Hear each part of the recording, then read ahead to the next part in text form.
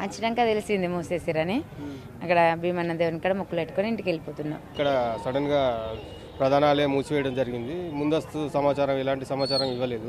ముందస్తు సమాచారం లేకుండా ఇలా మూసివేయడం వల్ల చాలా మంది భక్తులకు చాలా ఇబ్బందికరంగా అనిపిస్తుంది. అందరు అన్నారు కానీ ఇక్కడ మాకు వచ్చినాక తెలిసింది.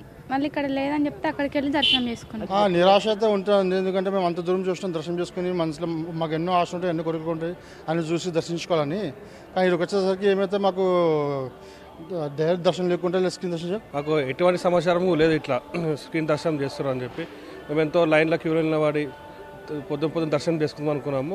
అప్పుడు మేము ఉన్న స్థానంలో వాళ్ళు చెప్పారు ఇట్లా స్క్రీన్ దర్శనం ఉందని చెప్పి. మళ్ళీ వెనకైతే పోలేము కదా. మేము హైదరాబాద్ నుండి వచ్చాము. కాకపోతే ఇక్కడ టెంపుల్ మూసేసిన విషయం మాకు అంత ఐడియా లేదు. ఇక్కడికి వచ్చిన తర్వాత ఇక్కడ వీళ్ళని అడిగితే వీళ్ళు ఇక్కడ దర్శనాలు చేస్తున్నారు అని చెప్పి చెప్పారు. అంతకుముందు ఓన్లీ కోడలను మాత్రం ఇక్కడ కట్టేస్తున్నారు అంటూ ఐడియా ఉంది, కానీ దర్శనాలు ఇక్కడ అనేది లేదు. సడన్గా బంద్ చేసేసరికి కూడా మాకు కూడా కొంచెం ఇబ్బంది అవుతుంది.